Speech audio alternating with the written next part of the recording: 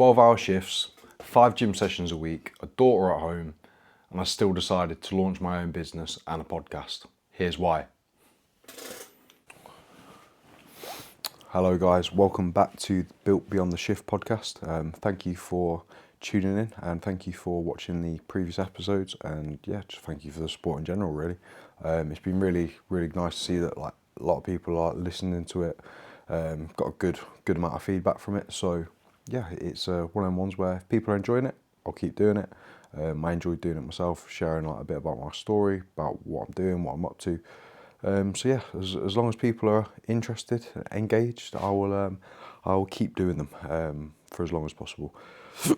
I will just try and keep them on a weekly basis. Every Thursday I'll record it, upload it for the Friday. Just because Thursdays are my rest day, so it makes it easier for me to fit it in around training and work. This episode of the podcast is basically going to be all about what competition prep is actually like and how I manage it, like with my shifts. I know the last episode was managing bodybuilding while working shifts, but this is specifically about a competition prep. So that's sort of scenario where it has to be like dialed in and you need to be like on the mark for it. So first of all, why I started to compete. I literally started to compete because I got told I should. And from there, I've just carried on training, got a little bit better, competed. Again, it went away, improved areas. Got a coach, Reese, knows what he's doing. Built up areas that were weak, and just obviously last season was my first season with Reese, which was a very good season. Really enjoyed the whole thing, the process from start to finish. It was pretty seamless, if I say so. And even this time around, I'm now 7 weeks into my prep this year, and again, it's gone so smoothly. If not like a little bit more smoother than last year's prep, just because of like a few different factors which I can get onto to later in the podcast. But so that's basically why I started. I like the idea of it. Got like sort of convinced into doing it. Did it first time round and didn't have the best experience, I'm not gonna lie. But if anything, it just fueled me to basically to know that I can do it, but I just need to be better at it. So that was the whole sort of thing of, right, persevere, get better, and go again. See how you feel, go again. And the second time round was miles different, night and day different. Enjoyed the whole process a lot more. The outcome, like objectively, was a lot better. Just it really sort of opened my eyes to sort of the potential and the sort of what I could sort of achieve that I didn't realise I could, which was really cool. And it was really like nice. As like there's a lot of people out there, like, especially in bodybuilding, you've got that sort of like imposter syndrome. Like you don't think you're good enough, but like if you put your mind to it, you can do anything. Like you can give it a good fucking go, and if you're enjoying it, like that's the main thing. Like you got to enjoy it. If you're not enjoying it, then you need to stop, because the whole point of it is to obviously enjoy your training, enjoy competing. And if it becomes more of like a chore in either aspect, the competing side of it, or even just training in general, then it's probably not for you. This prep, in fact, the end of the off season, I was sitting at about 98.5 kilos. The peak of my bulk, I got to I saw 101 kilo for like a day. But prior to that, I only had pushed up to like 88 kilos, so a fair bit heavier than I've ever been before, which was sort of like new territory. It was quite cool, and I managed to stay like quite sort of respectful, in condition wise. Like I wasn't like overly fat or anything. I stayed quite neat. I still had like a good tight midsection, which is obviously like it's priceless when it comes to then your prep, because then you don't have to dig as hard. You obviously you've put on size, but not too much body fat. Obviously, there's body fat there. There's body fat to come off always, and you can always get more off. Of course, you can. But starting with like a better sort of starting point, it just makes the whole process a lot easier. Like, yeah, like obviously I started the prep at about 98 kilo. That was like 7 weeks ago. So what's that? So we are halfway through August now. So yeah, so it was like mid-June sort of time that I started prep. No, end of June. No, I don't know. That was 7 weeks ago, whenever that is. So yeah, and in that time I have dropped about 7 kilos. I'll put a comparison photo up here somewhere from the start of prep to now.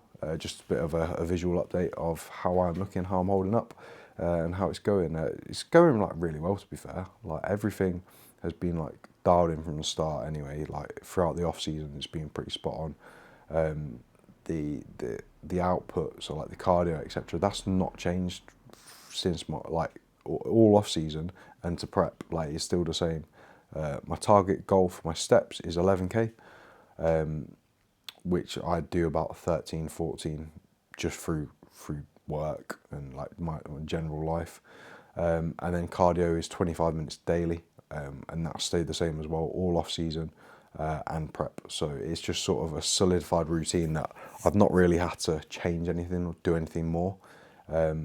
It's just more of a case of, in my mind, I know I'm doing it for this reason, like for this show, and I've got this amount of weeks left. My shows are still like not unconfirmed, but they're not like fully set in stone yet. So I'll talk you through that towards that section of the video later on. But yeah, because everything was like pretty dialed in, it was just the sort of the thing of just pulling back the food slightly, sharpening up, and yeah, it's going really well. It's been a breeze, like touch wood, like so far. Everything has literally been spot on. We're definitely in a good position, definitely sort of on track for the shows that we are looking at. And yeah, just excited for it. Like mentally, I'm ready. I'm like, yes, I want to do it. I can't wait. It's one of the things where like you see other people competing, then you get the itch, like, oh, I can't wait to get back up there, get on the stage. So yeah, it will be cool. I'm looking forward to it. And at the end of the day, like results are results. Of course, we all want to win. We all want to get a nice trophy, win an overall, whatever. But for me, the real goal is to beat myself. Not in like the terms of like beat one off. Beat my look from last year. Like that should be your number one goal. Improve yourself. Because at the end of the day, bodybuilding, training, it is all about you. You're the only person that can put in the work. So you should only compare yourself to your last look, which is quite like controversial because obviously you are literally compared next to other guys when you're on stage, but for your own sort of goals, you shouldn't sort of say, oh, I want to do better than so and so. You shouldn't be focused on that. That shouldn't even be a thought. You just need to stay in your own lane, do your stuff and improve your look, do better than you did last time. And that's literally like my mindset for it. And I think it just takes a lot of like stress out of it, especially like a lot of people get sort of like sucked into the sort of want and need to, I need to do this, I need to finish first, I need to qualify for British finals or something like that. And it's like, just do the do, and the results will be the results on the day. Like at the end of the day, you don't know who's going to turn up on that day.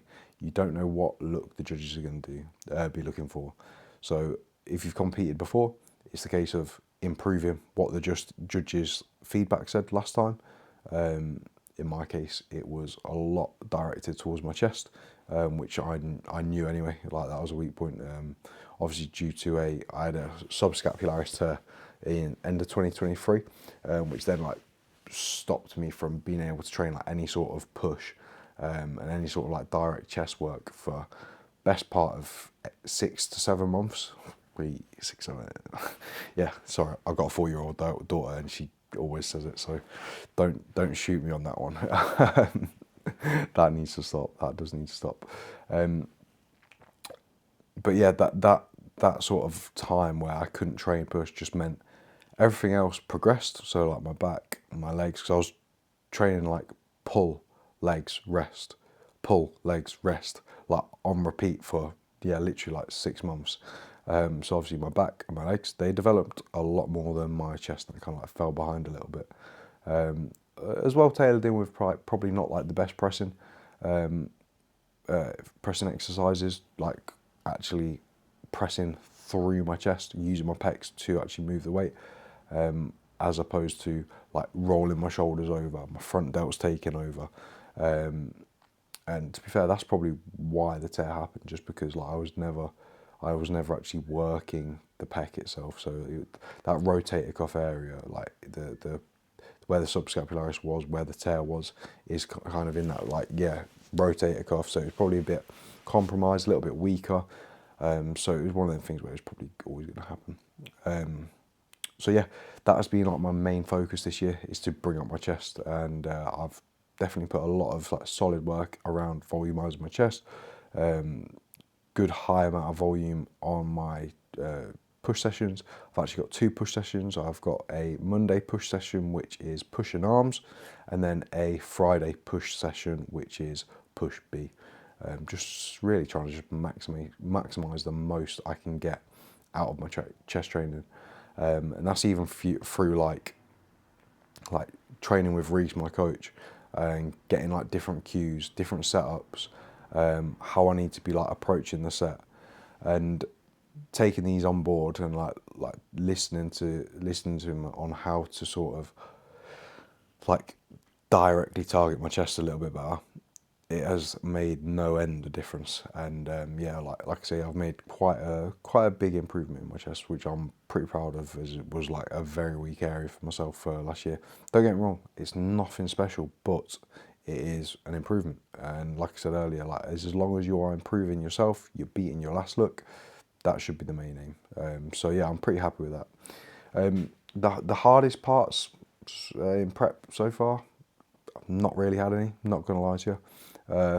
Not really felt hungry. A little bit on rest days, just because I've got 2 meals that are 0 carbs, so that's like a little bit tougher. But I keep myself busy. I just keep myself busy. I'm cracking on. If I'm at work, like I don't even think about it. I'm just busy cracking on doing stuff. So yeah, it's one of them ones where like it's not actually been too difficult. To be fair, like my cardio routine, that's been locked in for a while now. So getting up in the morning before work, before 6. So I set my alarm at 4:30, wake up, come in here, get on the cross trainer, do my 25 minutes cardio. I'll be like watching like Fast and Furious or something at the minute. That's done, then I'll do like 10 minutes of an incline walk on the treadmill as well.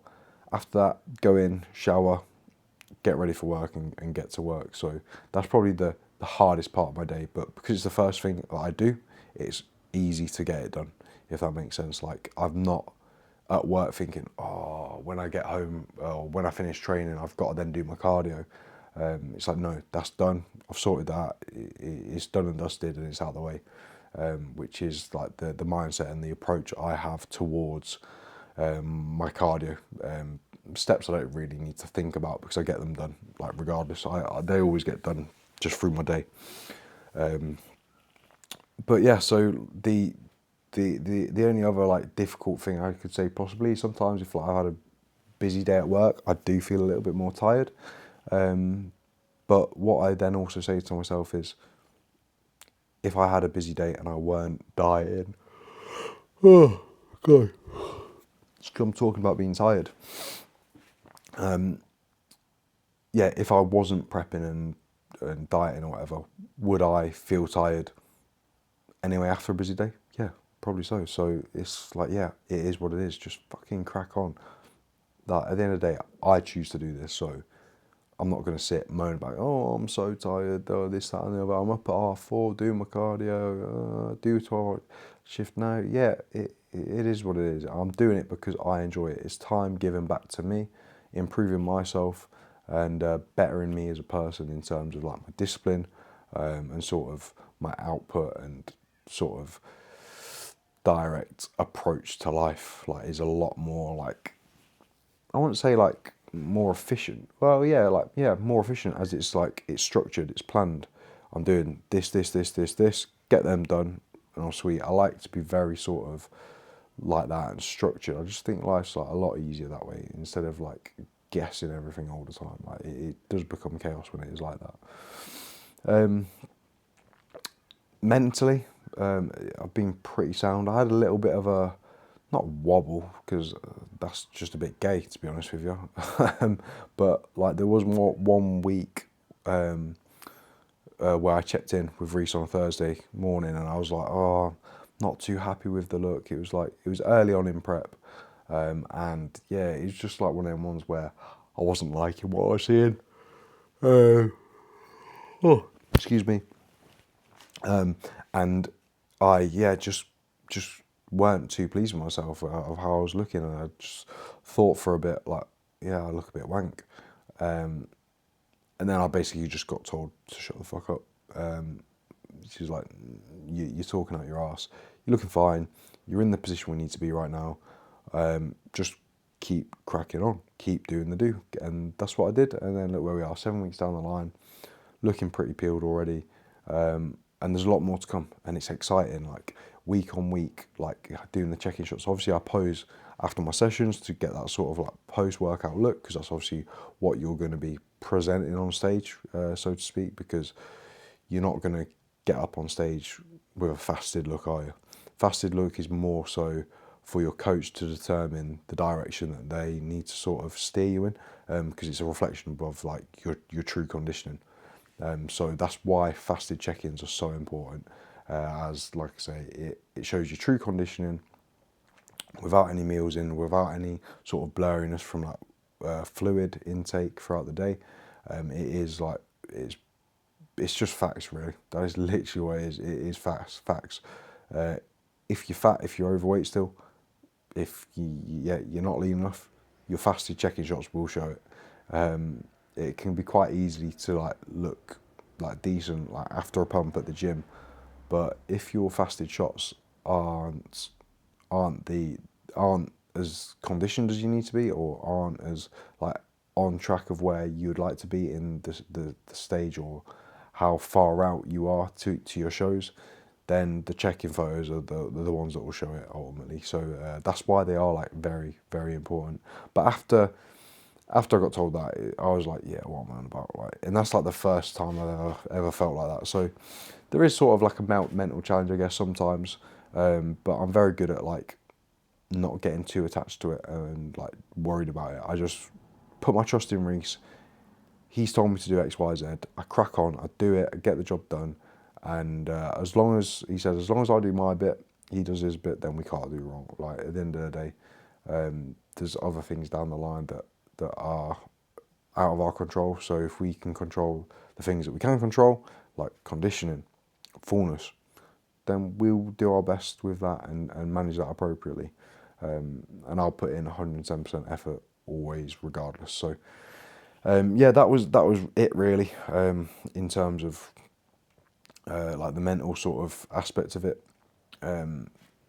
Peaking this year round, I think it will literally just be the case of like a linear load, similar to what we did last year. In terms of like loading as well, like I am having high days now. So actually today in my check-in, I got the thumbs up for the Domino's protocol to go down. For those of you who don't know, Domino's protocol basically, for me, in my off season, every Thursday, I'd have an off-plan meal, substitute my last meal out, which was like the burger and chips meal or burger and potatoes meal. I'd take that out and have a Domino's literally routinely every Thursday without failure. So it become this kind of like thing. It's like, yep, Thursday, it's Domino's day. That's what's going down. And like, I just felt like I just digested it really well. And it was one of the things where I could eat it easily. It won't cause me too much like gut stress or anything like that. So it's one of them ones where I know it sits well. So if we're having a sort of a refeed during a prep, like last year when we were competing, used the Domino's protocol again for refeeds. So yeah, why change something that's not broken? Which is obviously why we're going with this approach again. And I have full trust in Reese, and we know sort of by now like how my body reacts. So yeah, it's exciting, and yeah, I'm looking forward to my Dominoes. It was actually meant to be today, but I've decided to push it back to Sunday, just basically because on Monday I've got I'm getting a gym session down at Physique Club, and I'm actually getting some like photos and videos done like with Matthias Mancuso Visuals. So the idea is fill up Sunday night and then look bursting full on the Monday. So get some like pretty cool visuals there. So yeah, like the peak will be just like a linear load, and just throughout the week, just trickle them in nice and slowly. And yeah, it's one of them ones where it gets quite exciting because like you start having all these carbs, and then you're seeing the rapid changes in your body as well with like the fluid manipulation like later on in like the sort of peak week. Obviously, like there's that big misconception of, oh, you need to dry out, so it's like dehydrate yourself. It's like, no, that is not. That's the opposite of what you want to do. Like to get a good pump in the gym, you need to be hydrated. So why would it be any different for when you're getting up on stage? The idea of like muscular fullness is by like basically decreasing your body fat, hydrating your muscles, and basically using the water to fill them up and push them to the surface of your skin. And that's like, yeah, I think it's like subcutaneous dryness, or sub-Q, like not a lot of water, sub-Q, but then you want intramuscular fullness. That's basically what I'm trying to say, to just sort of pop your muscles out there. And obviously at that stage, like you'll have a real low body fat, so it'll be easier to push your muscles to the top of your skin. Your skin will be a little bit thinner, and that's when you get that sort of full look. That's how we'll go about it. Obviously, it's one of them things where you don't know until you're doing it, because the way Reese coaches, it's not just right. Okay, peak week, you're going to do this for the week. It's right. Check in with me Monday. We'll see how you're looking after your Dominoes on the Sunday, and then it's right. Plan of action for this day. Then it'll be a check in later that day. Right. Okay. Right. We need to do X, Y, Z. Right. We'll do them variables. Change that, and then it's constant sort of data collecting from the feedback that your body's given out in the change of the actual visuals. So it's one of the ones where I can't really talk too much about the peak week because just simply don't know. It's one of the ones where it will be a linear load, I'm fairly sure. But I couldn't tell you the amount of carbs, X, Y, Z, because simply don't know. I've not been this body weight before. I've not had this much muscle before. So that obviously comes into play. Like in comparison to last year, it will be different. Might need more carbs because I've got more muscle to fill up in essence, and more glycogen stores to replenish, to fill up and get them popping, as opposed to last year. So yeah, that's really it on that. In terms of like competing itself, like on the day, how do I feel? It's weird. Last season, I felt so calm before, during, and after every single show. Every single show did last year, it was lovely. It was really nice. I was just present, enjoyed the moment, enjoyed the time with the people that were at my shows. Especially like my last show, like that was like it was the perfect ending to a season. Just because of the occasion, the people were there. I had my family there. I had my daughter there, my partner, a few of my mates. Reese was there, Sanaya was there, so it was good. I had a good circle of people around me, and to win the overall with my daughter there, it was Father's Day as well. So like that it just meant the world to me. It was really nice. But yeah, like in terms of like nerves or anything, there was none at all because I knew I'd done what I needed to do. There wasn't any corners I cut. I didn't. I knew I've done everything to the best of my ability. And as long as you know that, then you shouldn't have anything to worry about. Yeah, of course, like nerves do come into play a little bit, like if it's like your first time getting up there, but it's one of them ones where it goes so quickly. So if you get yourself so like hyped up and overstimulated by, oh God, I'm going on stage, sweating, panicking, like you're then stressing out. Like stress is not going to be good for the look. Sweating isn't going to be a good look, because then your tan starts dripping. Like, and I'm a sweater, so I don't need to be any sort of stressed, because if I am and I'm sweating, that tan is dripping off me. It's going in my eyes. That's gonna put me off. I'm not gonna be able to hit my poses correctly, and just like ruin the experience for like how short a time period it is, and as opposed to like the long sort of like prep process that you've got to go through to get to that point, to then ruin it by basically just overthinking it, because it really isn't that deep. Like at the end of the day, you are doing exactly what you should already be doing, posing. You should be practicing your posing, obviously fasted in the mornings for your check-ins, in the evenings after your workouts, and just that should just be fluid by this point. You shouldn't be stressing out about that. And yeah, from there, what will be will be. But yeah, definitely less nerves, the better, because you can enjoy it more for one as well. Like people that sort of get like really nervous and like it affects them a lot, they then in turn don't enjoy it as much as they would like if they were to just chill out, just take it all in, and just give it the best shot.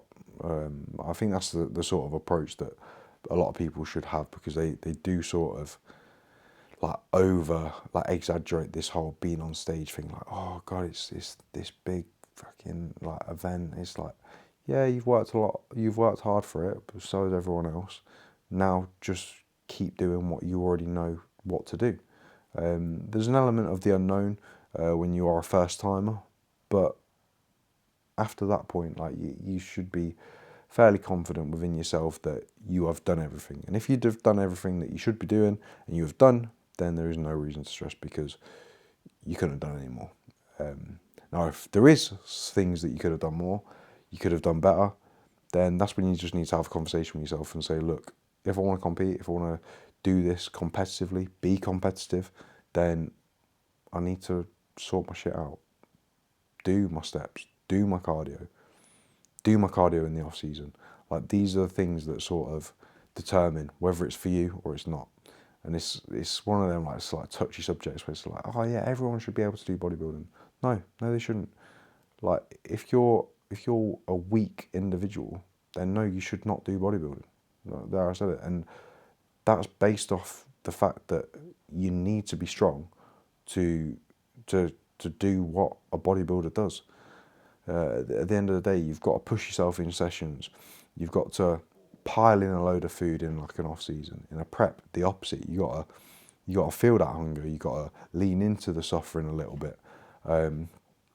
Not suffering, because it isn't suffering. At the end of the day, it's bodybuilding. You're not like homeless or in somewhere where there's no food and like you have no option to eat. Like you're literally choosing to starve yourself. So people that say like, oh, I'm suffering, like you're not suffering. Like it's tough. It's a little bit tough, but you can stop it at any point you want. Remember, you are the one that's choosing to do it. So don't be moaning about, oh, it's tough, it's hard. Oh, yeah, I'm suffering. Like, oh, I don't have any sympathy for people like that, really. Like, I'm quite black and white when it comes to, like, just getting shit done. And I get shit done. And I had a chat with someone a few weeks ago, and it's like, oh, like, yeah, it was something about, like vapes in prep. And I was just like, why? He's like, oh, like when you're hungry. I'm like, all right, okay. Yeah, you don't need a vape just because you're hungry in prep. Like, fuck it off. Like, at the end of the day, yeah, you are hungry in prep. That's the whole point of it. You're meant to be a little bit hungry. You know what I mean? Like, you are restricting your calories as the opposite of what you was doing in your off season. So you get used to eating all that food, and then it's just flipped around, and you're then the opposite of that. Yeah, of course you're gonna feel hungry, but you're choosing to do it to compete, to get in shape, to get on stage. No one's forcing you to do it. So yeah, I just think people need to like actually embrace the process a little bit more. and just like enjoy it and respect it, and sort of give themselves that sort of like sense of achievement almost, to say, right, okay, yeah, it was it was hard, it was tough, but I've done that. I know I can do it. And then you can just from there, again, like the compound interest, you can then use that and say, well, if I did that, now next time round, I don't have to have my vape, or do you know what I mean? So like stupid stuff like that. Like you need to keep pushing yourself, because otherwise it becomes this sort of mentality of where it's like it's not enjoyable, because then you're having to like look for ways to make it bearable, and it shouldn't be like that. You should just enjoy it, enjoy the process, and accept the fact, yes, you're going to be hungry, yes, you're going to be tired, but so what? Like if you want to do it, you've got to do it, and you just crack on with it, really. So yeah, that is like prep, basically how I view it. Obviously, like I say, I'm 7 weeks into prep, about 7 kilos down. In terms of shows, let me have a look where we are, if I can find them. Yeah, so the first show we are looking to be around about 3 weeks out now. So yeah, take your guesses on what show that is, if you please. It has changed slightly as to what it was going to be, but it's not set in stone yet. So first one is 3 weeks away. Then the second one is, so that's 6 weeks. So 3, 6, 7, and 8 weeks out. So 8 weeks is British finals, which obviously need an invite, a qualification for it. So there will be a regional show in one of them shows that I've just mentioned, and another two as well, which I'll be looking to do. So yeah, 4 shows looking at doing in total, but again, like it's not set in stone. It's one of them ones where I might jump into other shows. It's just all depending on how I feel, how I look, and also like to be like completely transparent, like the cost of it, like it is expensive. It does add up. So if I see there's no point in doing an extra show or like jumping into another federation, if I'm not going to get anything out of it, I'm not going to just do it for the sake of it, because it's not worth it. Like if my goals aren't aligned to that sort of federation currently, then I don't see the point in just going into it just to test it out. Like my sort of goals and like competitions are like more aimed to PCA this year. It is literally just aimed through PCA shows, because that's, I believe, the level I'm at currently. Obviously, everyone wants to strive for more, strive for better, but at the current like place I'm in now, like this is where I need to be. I need to solidify myself in a few more like regional shows, do a bit better in them, get into like I say, British finals, like get a good solid sort of feel for that, see how I line up against the other guys, and then just go from there and just enjoy it, enjoy the process, keep bettering myself, and then that's when you then can look into things like 2 rows, etc., etc. If you're like chasing that sort of pro card sort of thing, which is obviously a goal. It's a cool goal to have, but just this season, like I'm not there yet, and it's simple as that. However, what I am here for is to compete with PCA and give it my best shot, do better than last year, and yeah, just enjoy the process. When you enjoy it, it just goes a lot smoother. So yeah, 3, 6, 7, and 8 weeks out, I believe I said. So 4 shows in total. Looking forward to it. Really, really buzzing. Definitely on track. Still a lot more to come. I'll post some of today's check-in photos up here somewhere, just so you can see that. And yeah, that's about it really. That's about it. That's my sort of summary of prep rounded up on how I I've dealt with it, how I feel about it, and how it's going and what I'm currently doing. I don't think there's anything else to really go over. Apart from it's going all well, like in all areas. Expenditure's fine, training's flying, nutrition's fine. So yeah, it's all good. And look forward to my Dominoes on Sunday. That will be very, very, very enjoyed, and it'll be. It's not needed because, like I say, like these first 7 weeks have been fine. Like I've not really felt hungry at all. A little bit on a rest day, but that's just like I say because I have 2 meals with 0 carb, and like just because I'm a little bit less busy because I'm not out training for like 2 hours. You do have that sort of like thought about food a little bit, but apart from that, it's been sound. So no, I don't need to have the Dominoes for like because I'm starving. It's not because of that. It's purely just for a little bit of data, a bit of a refeed, and fill up a little bit more, get a bit of fullness back. So yeah, that's really it. That's all I've got to say, to be fair. Thank you for watching. Thank you for listening again. This will be on obviously YouTube and Spotify. So if you like, comment, subscribe over on the YouTube. If you watch on Spotify, make sure to give us a 5-star rating. Would be appreciated. And yeah, that's it. So I will see you in the next video. I'll get another one done next Thursday on my next Thursday rest day. But yeah, enjoyed doing this one. It's been good to sort of like chat about like my sort of thoughts and feelings around prep, how it's going. So yeah, that is it. Again, thank you for watching, thank you for tuning in, and I'll catch you in the next one. Peace.